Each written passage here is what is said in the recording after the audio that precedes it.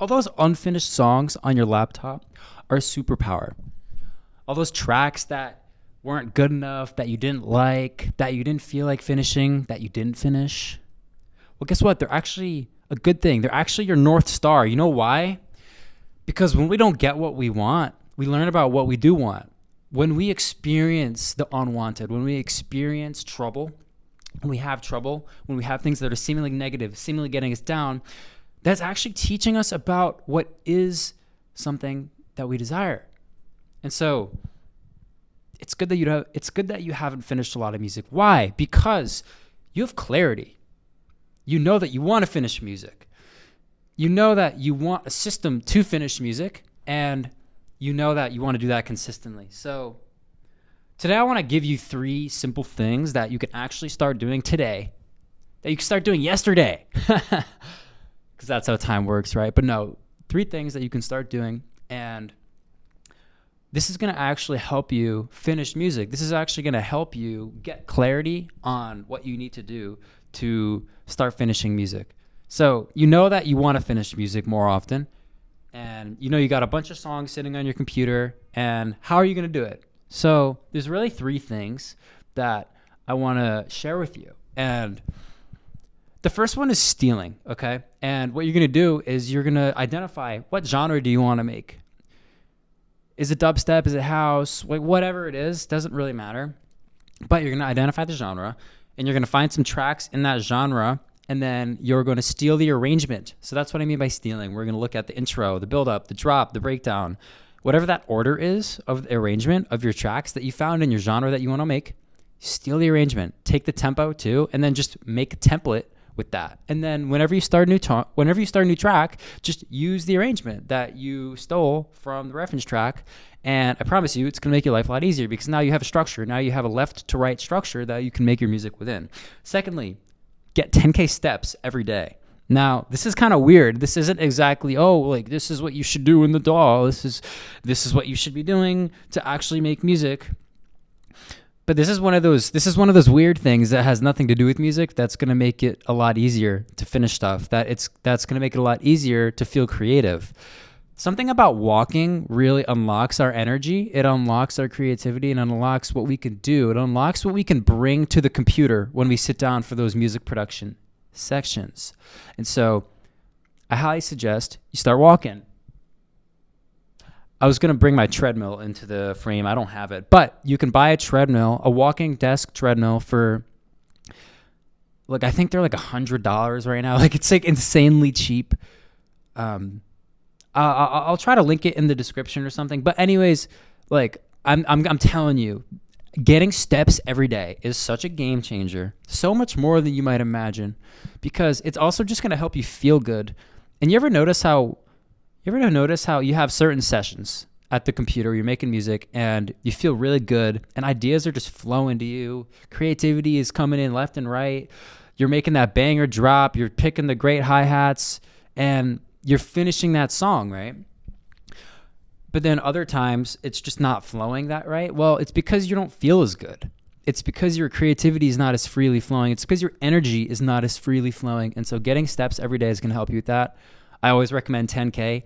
It's about an hour to an hour and a half of walking, kind of depending on how fast that you want to walk. But now the goal of these first 2 things, so stealing arrangements and getting steps in, is to actually unlock your energy, but to have a structure in which to place this new unlocked energy. And so what's going to happen is let's say you actually follow these 2 things. We haven't gotten to the 3rd thing yet, so stick around. But let's say you actually do these 2 things and, you sit down in a new production session, and you're going to work on your new song. Well, now you have a structure that's been created already, and you're going to make dubstep, or you're going to make house, or whatever it is, and you have a section for each part of the song already defined. And so now it's just a matter of actually filling things left to right. That's it. You're just filling you're filling rectangles with other rectangles and squares, not circles. But you have that, and then because you're walking now, you're going to feel more free flowing. Your creativity is going to be more unlocked. And so I guarantee you it's going to be a lot easier for you to produce and to choose good sounds and to fill out that structure left to right.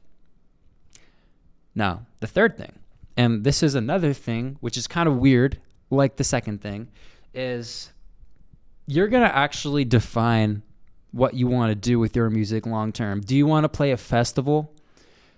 Do you want to just become so insanely, undeniably good at producing music and producing songs? Do you want to collab with a big artist? Figure that out, and then figure out what about that goal makes it valuable to you. And what you're going to find is that there's something you are trying to feel. There's a feeling that you desire. Joy, love, passion, freedom, confidence, ease. These are just a few positive emotions that we might do music for. Just a few. Every morning, you're going to take 10 minutes and you're going to imagine that you have this already. Let's say you want to DJ at Ultra Music Festival, okay? Let's say you make house music or you make some type of music and you want to DJ at Ultra Music Festival in Miami. Every morning, what you're going to do before you go on your phone, before you get started, before you text your girlfriend back, you're going to sit in a chair for 10 minutes. Doesn't even have to be that much, but I recommend 10 minutes. That's what I do. And you're just going to close your eyes and you are going to see yourself at Ultra. You're going to see yourself on stage at Ultra. It's got to be a specific stage too. Really see yourself there and hear the music that you're playing and feel the energy of the crowd.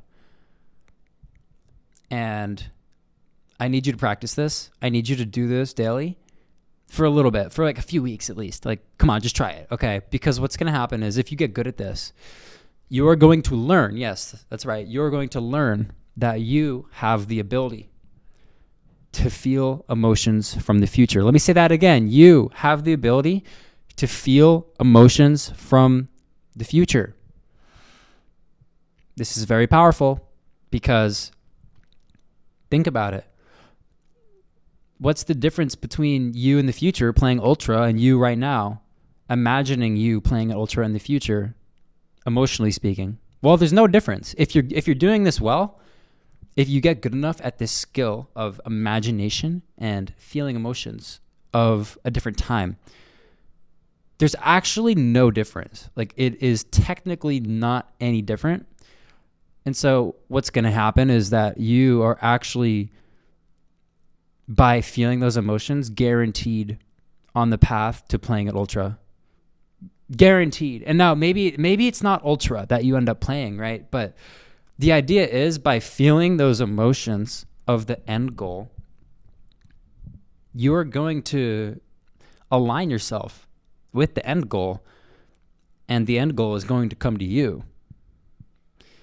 And yeah, you're going to have to work for it, but it's not from, oh, like, is it going to happen? Oh, I got to get to work. I got to grind. I got to finish music. No. The whole point of what I'm saying is we want to come at things from a free-flowing energy. We want to move our bodies daily. We want to define what we're doing. And we want to know where we're going. And if you do these three things, I promise you, you're going to be finishing music a lot more often. And that's why it's really a gift to have problems. It's really a gift to not have a bunch of finished music, to be struggling to finish music, because that actually tells you a lot. It tells you what you are interested in. It actually tells you that you care. If you were just making music and you had a bunch of unfinished songs and that just didn't matter to you, well then, like, music probably isn't something you should be making anyway.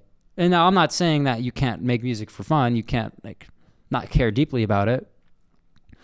But it's really useful to have that unwanted experience, because now you can actually know what matters. You can't really know what matters. You can't really know what you want unless you have that unwanted experience first. Like, how else would you know? How else would you know that you want to make great music consistently? How else would you want to know that you want to have more creativity? How else would you know that you want to play ultra other than the fact that you don't have those things now? And so all that unfinished music, it really is a blessing, especially if it bothers you, because it's the catalyst for your transformation.